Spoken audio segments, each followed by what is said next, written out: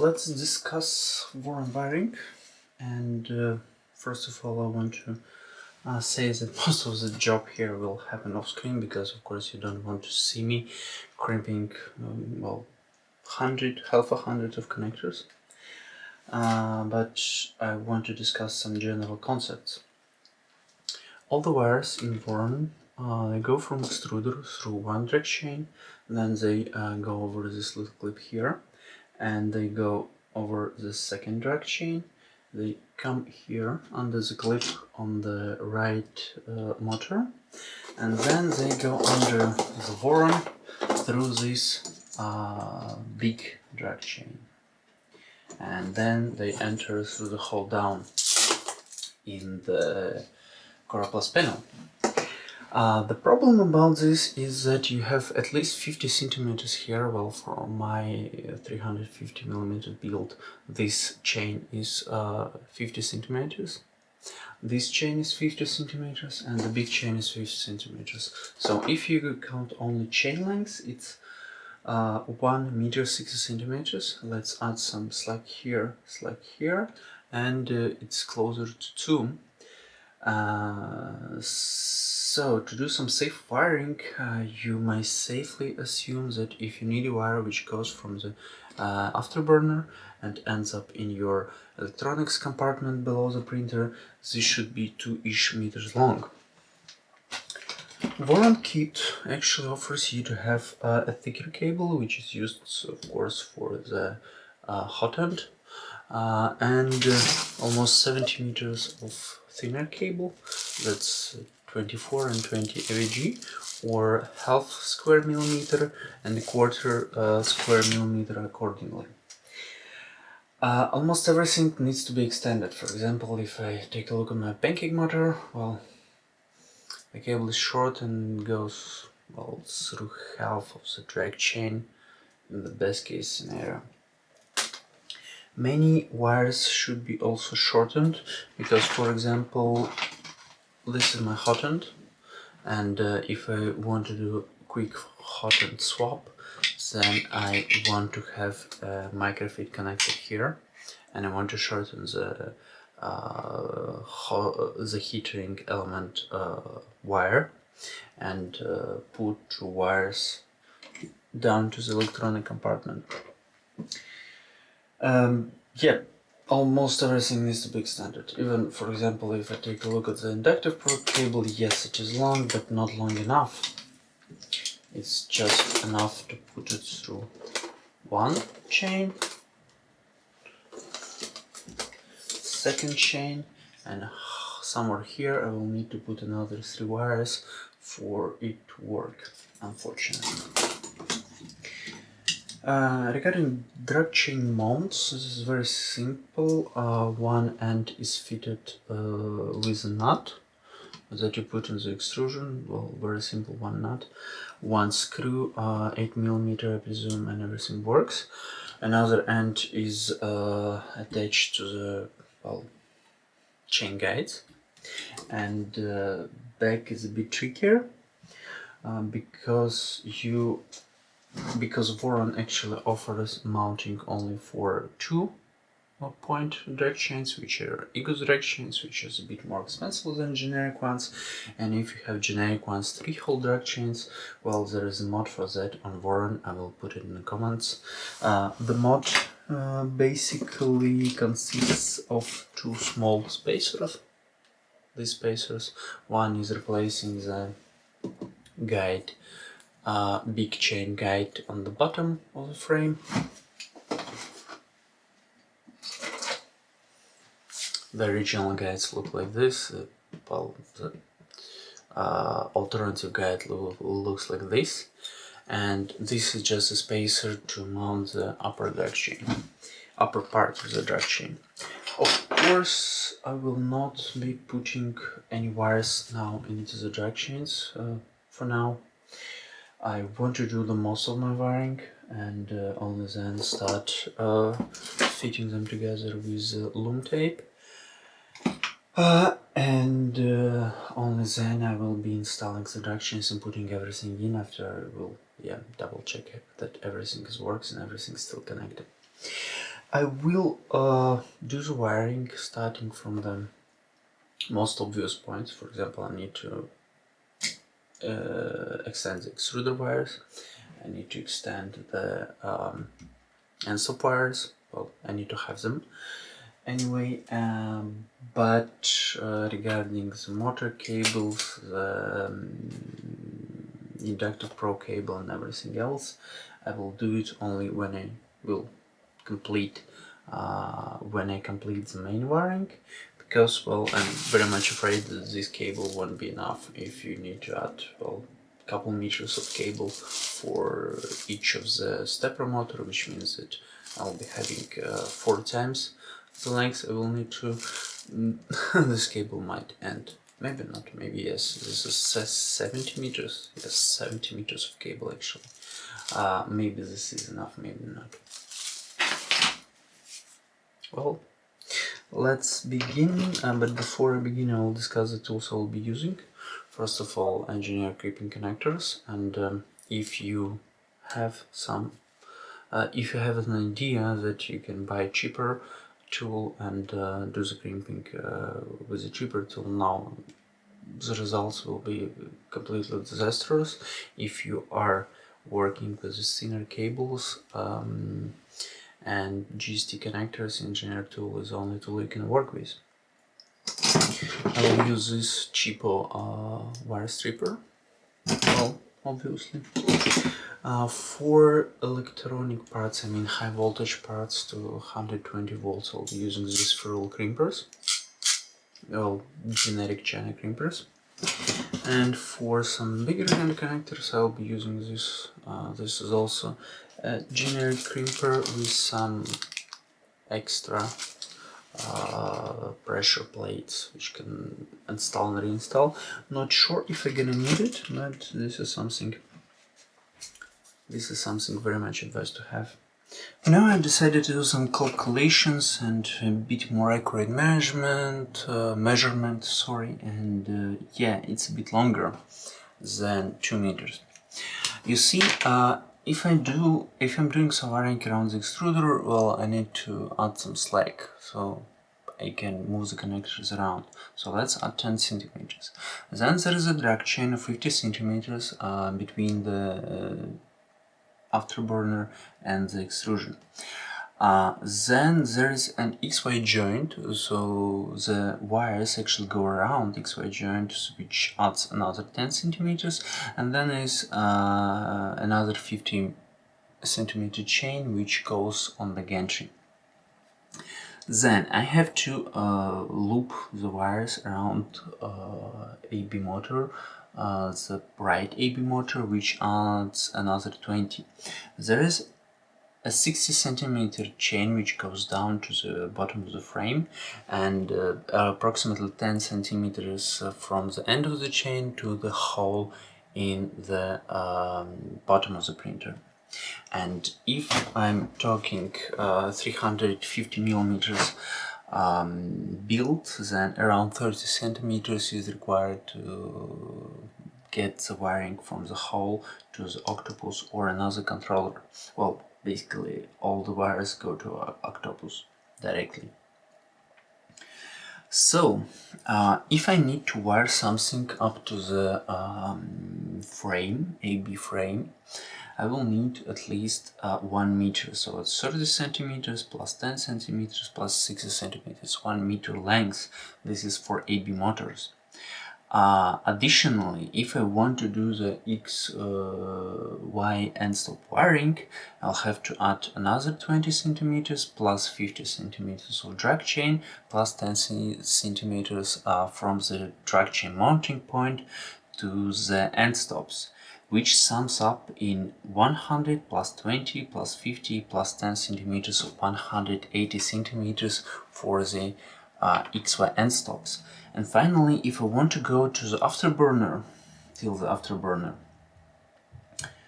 I will need to add another 50 plus 10 centimeters, 50 for the drag chain, 10 centimeters for routing around the afterburner, which ends up in 2 meters 40 centimeters for all the wires which go to the afterburner. Well, you know, that's a lot.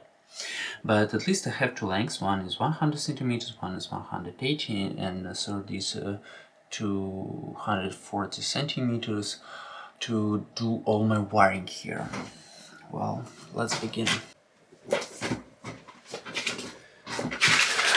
Well, I adjusted my measurements, so it would be 250 centimeters if I'm running wires from the afterburner to the very bottom to the electronics compartment.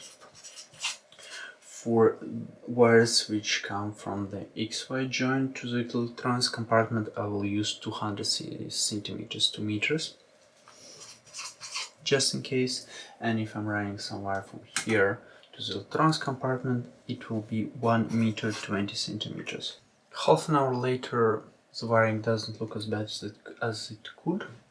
I've done the fans, attached them together. I marked the other end of fans, and yes, if you build any printer, I really recommend you to have a label printer. I marked the positive wire, and again, if you are building your kit yourself, well, if you're not buying a ready kit, get at least two color of wire, so you have, I don't know, blue and black or red and black, so you don't have to mark your positive ends. I've also finished hot end and thermistor wiring. It's here. The same approach, ready to get into the cable chain. And with approximately this amount of wiring left, I think I have enough of it to replace at least extruder motor wiring. So I'll cut it here. I will put a microfeed 4-pin connector, and I will thread it all the way down to the controller board. I will not replace the inductive probe wire because it makes very little sense. It will just go on the cable chains on top. If I have a failed probe, okay, it will take me 20 minutes more to reassemble it. I just don't see a reason to have another huge cable laying around just to support the inductive probe. So far so good. Okay, motor cable done. I marked it all the way, so it's black, green, red, blue. Well, black, black, green, black, red, black, and blue, black. And the same colors are on the motor connector, and they correspond to the regional connector. So black, red, green, blue, red, green, blue. And here I have the same blue, red, green, blue. The other end of the connector is of course also marked at this point, and the cable itself is halfway fixed with the loom tape. So I might say that I'm ready to put everything into a chain, a drag chain. I will put motor and fan connectors under the case, under this part which covers the connectors on the extruder, on the afterburner, but I will leave free the hot end connectors, and they will be hanging somewhere here, so I can replace hot ends without removing the cover. Well, at least I hope so. Now I will attach the open cable chain with 3 8mm M3 screws. First thing to go in will be the fans. I'm not closing the chain yet, I'm just putting the wires in. Fans are in. Next the inductive probe. And next will go the hot end and thermistor cable. Okay, all cables are in, and now I will close just one section of the chain, so I can readjust the cables without a need to open the whole chain. And now I can close the drag chain, the cable chain, all the way up.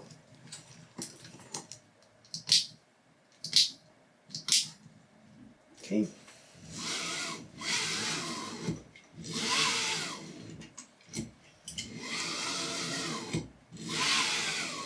To me it's another day, well, to you it magically switched from day to night, from night to day, sorry. And let's talk end stops. This is the end stop panel with two end stops, and I was very much curious about how to wire it, because you can't just put some huge microfit connector here. For example, well, it doesn't fit because this part should be flush with the motor assembly. It just stops by the motor assembly. So you can't put any bulky connectors here.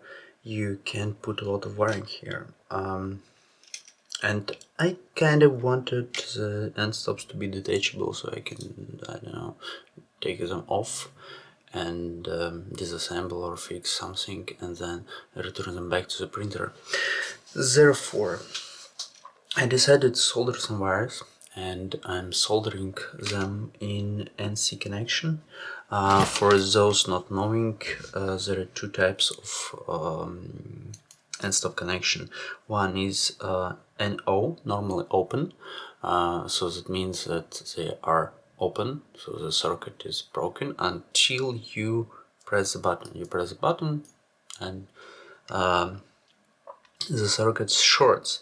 Normally closed, or NC, this is when you solder the wires to the opposite parts of the to the opposite connectors of the end stop, means that it's always short, but when you press the button it opens. NC connection is usually safer because if the wire breaks, the circuit breaks also, and you immediately know that your connector is broken. I soldered them down instead of putting some connector here because yeah, this part gets a lot of vibration, a lot of movement, and I don't want to break off. And let's put now an microfit connector and show how do I wire them. This is now the finished ends of wiring. So the wires go here in this reach, which is meant for ends of wires. On the left XY joint I have one zip tie here to hold everything together, and another zip tie here on top. The wires go through this chain attachment point. They end up with a microfit connector marked from the both sides, and they should sit right here before entering the cable chain. This is how my wire chains looks like. This is the end stop clip here for pin connector, and if I go all the way through, it doesn't touch anything. The wiring comes here over the belt clip and then under this wire clip which is installed on your right motor unit. It's very important to make it tight, because if you have some wires loose here, they will start touching the linear rail and will degrade very fast. So that's why I'm having some loom tape here, and they are very close to the belt. The belt doesn't move. If you see, if you see moving the gantry, then only the farther part of the belt is moving, so it's safe to get it close to the belt. Probe sensor is done too. There are three wires, black, blue and brown, so they have the same length of 1-ish meter as the right motor wire. And yeah, that's it. Let's start doing the final chain and then installing the electronics. I took a break and it's almost evening now, so another change of lighting for you. Let's mount the Z chain and the half generic chain, not the EGOS chain, which should be mounted just with help with this part. You just put it here and try to screw through the chain. I have this spacer. I will put a link in the comments. The space is specially made to use generic chain, and this is fitted just in a place where an EGOS chain should be fitted. Let me just try to squeeze it on. Perfect. Let's put the clip back on. And by the way, this clip is fitted with two 12mm M3 screws, just in case you're wondering. The second mounting point for the chain is this part here. It should sit on the extrusion with appropriate nut down the extrusion. And I should be able to put it on with a 12mm M5 screw. The goal of this assembly is that you can basically thread all your wires directly from the chain to the underside of the printer. So chains end here and all wires go through this hole down. Now the chain on the chain. So this time I will be basically filling empty chain here. It will be just open and put somewhere over the printer.